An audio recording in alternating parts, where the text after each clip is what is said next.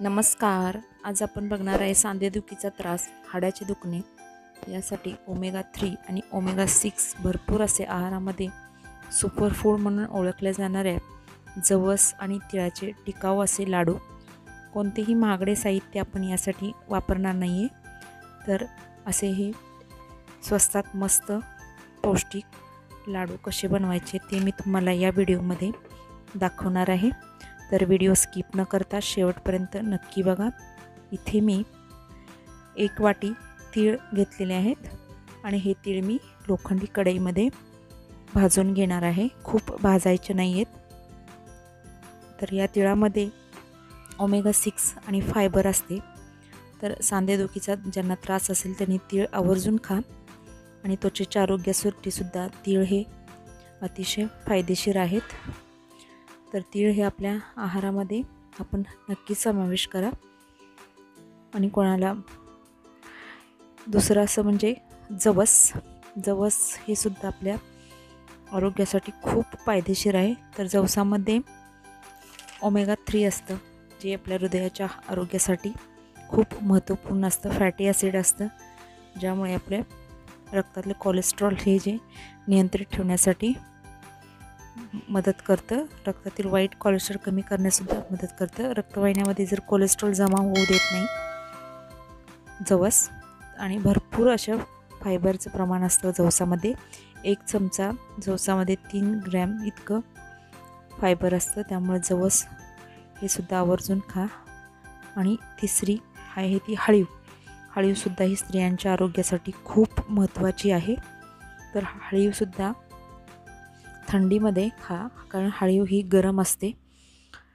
तर असे हे आपण पौष्टिक लाडू बनवणार आहे. त्यासाठी मी इथे गूळ अर्धा किलो घेतलेला आहे आणि जवस, तीळ आणि हळीव. खोबरंसुद्धा आपण 1 वाटी वापरणार आहोत. पण सुरुवातीला आपण भाजून घेतलेले तीळ थोडे थंड झाल्यानंतर हळीव आणि तीळ मिक्सरमधून बारीक पूड करून घ्यायचे. अशा पद्धतीने एकदम बारीक अशी पूड करून घ्यायची. तीळसुद्धा आपल्याला अशाच बारीक पूड करायची तिळाची सुद्धा. आणि जवस आणि तीळ खाल्ल्यामुळे आपले हाडे मजबूत होतात आणि सांध्याचा त्रास असेल तर तो सुद्धा कमी होतो. आणि मुख्य म्हणजे आपले पोट साफ होण्यासाठी जवस हे खूप महत्त्वाचे आहेत. आणि आपल्या रक्तातली साखरसुद्धा नियंत्रित ठेवते जवस. त्यामुळे जवस हे नक्की खा. आता आपण इथे खोबरं घेतले मी 1 वाटी. ते खोबरंसुद्धा आपल्याला थोडंसं तेलावर किंवा तुपावर थोडंसं परतून घ्यायचे, कारण याचीसुद्धा आपल्याला बारीक पूड करून घ्यायचे. खोबरं आपण बाइंडिंगसाठी वापरणार आहोत आणि थोडीशी टेस्ट एन्हान्स करण्यासाठी खोबरं वापरतोय आपण. तर खोबरंसुद्धा आपण थंड झाल्यानंतर मिक्सरमधून काढून घेऊया. अशा पद्धतीने बारीक पूड करून घ्यायची. आणि कोणताही पाक न वापरता हे लाडू आपले बनवायचे आहेत आणि हे अगदी 2-3 महिने आरामात टिकतील. तर हे सर्व गोष्टी मी अशा बारीक पूड करून घेतलेल्या आहेत. या सर्व एकत्र करून घ्यायचे आहेत आपल्याला. सर्व बारीक केलेले मिश्रण आपण एकत्र करून घेऊया. आणि त्यानंतर मग आपल्याला खोबरं घालते मी, गूळ टाकायचा याच्यामध्ये, 1 चमचा वेलची पावडर टेस्टसाठी टाकते आणि भोपळ्याच्या बिया टाकलेत. मेन म्हणजे मी ड्रायफ्रूट्स तुम्हाला आवडत असेल तर टाकू शकता, पण काही गरज नाही आहे. इथे मी भोपळ्याच्या बिया टाकलेल्या आहेत. मगज बीसुद्धा तुम्ही टाकू शकता. आता आपण यामध्ये याला गूळ व्यवस्थित लावून घ्यायचं आहे. डायरेक्ट मिक्सरमध्ये आपण नाही घालणार आहे. आधी बाहेर आपल्या याला व्यवस्थित गूळ लावून घ्यायचा आणि त्यानंतर मग आपण याला मिक्सरमधून फिरवून घ्यायचं आहे. म्हणजे हे एकजीव होईल आणि याचा घट्ट असा लाडू वळला जाईल. तर हाताने असा गूळ याला लावून नंतर आपण याला मिक्सरच्या भांड्यातून फिरवून घेऊया. म्हणजे हे भोपळ्याचे बी टाकलेले सुद्धा यामध्ये क्रश होतील आणि गूळसुद्धा एकजीव होईल.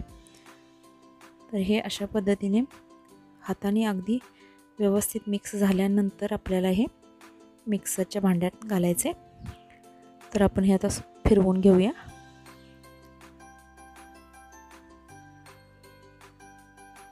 बघा, याच्यातल्या भोपळ्याच्या ज्या बिया मी टाकल्या होत्या त्यासुद्धा यामध्ये क्रश झालेले आहेत. आता आपले हे लाडू बांधण्यासाठी मिश्रण परफेक्ट झालेलं आहे आणि याचे आपण छोटे छोटे लाडू बांधून घ्यायचे. खूप मोठा लाडू आपल्याला नाही करायचा इथे, सुपारीपेक्षा थोडासा मोठा करायचा आहे हा लाडू. आणि हा लाडू अनुषापोटी म्हणजे सकाळी उठल्यानंतर ब्रश केल्यानंतर आपण हा एक लाडू खायचा.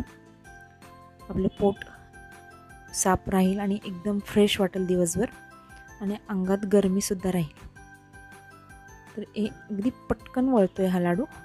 अशा पद्धतीने मी सर्व लाडू व्यवस्थित बांधून घेतलेले आहेत. तर हे लाडू तुम्ही नक्की ट्राय करा आणि चॅनलला सबस्क्राईब केलं नसेल तर नक्की करा. व्हिडिओ लाईक करायला विसरू नका.